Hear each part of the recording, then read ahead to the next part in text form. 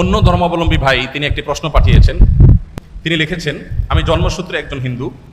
পৃথিবীতে অনেক ধর্মগ্রন্থ বিদ্যমান এবং প্রতিটা ধর্মগ্রন্থই তার অনুসারীদের কাছে সত্য এবং তাদের কাছে এর সত্যতা প্রমাণ করার জন্য যথেষ্ট যুক্তিও রয়েছে। আমার প্রশ্ন হলো, আমি যদি কোনো একটা ধর্মগ্রন্থকে সঠিক বলে মেনে নিতে চাই, সেটা কিভাবে সম্ভব, কিভাবে হবে? আমি কিভাবে বুঝবো যে এটাই সঠিক, বাকিগুলো ভুল? যেহেতু সবার নিজের ধর্মগ্রন্থগুলো সঠিক বলে মনে করেন, আমি নিরপেক্ষভাবে কোনটাকে সঠিক বলে মেনে নিব এবং কেন মেনে নিব? খুবই গুরুত্বপূর্ণ এবং খুবই প্রয়োজনীয় প্রশ্ন করেছেন আমাদের এই ভাই। আমি প্রথমে তাকে ধন্যবাদ জানাই তার প্রশ্নটি আমাদের কাছে উপস্থাপন করবার জন্য।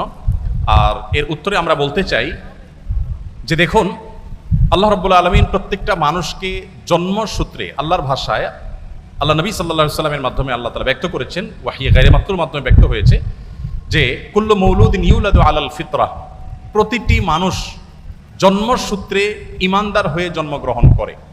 প্রত্যেকটা মানুষের স্রষ্টার প্রতি বিশ্বাস, এটা নিয়েই সে দুনিয়াতে আসে। এই স্রষ্টা সংক্রান্ত যে ধারণা, এটা তার সমাজ, তার পরিবার থেকে যেটা পায় সেটাকে সে ধারণ করে। বাকি স্রষ্টার প্রতি ধারণার এই বিশ্বাসকে নিয়েই মানুষ জন্মগ্রহণ করে।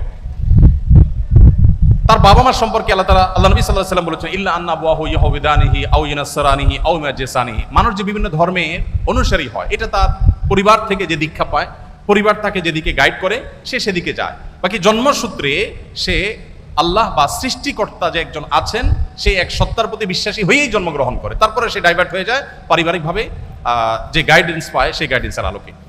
এখন আপনি যখন প্রাপ্তবয়স্ক হন, আপনি যখন দেখবেন যে একাধিক ধর্মগ্রন্থ বা একাধিক ধর্ম পৃথিবীতে আছে, আল্লাহ তাআলা কোরআনে কারিমে বলেছেন, ইন্নাদ দীন ইনদাল্লাহিল ইসলাম, আল্লাহর কাছে একমাত্র মনোনীত দিন হলো ইসলাম। এই কথা যখন আপনি জানতে পেরেছেন, তখন আল্লাহ তাআলা আপনাকে যে বিবেক দিয়েছেন, সেই বিবেক খরচ করে আপনি ইসলামকে জানার চেষ্টা করবেন।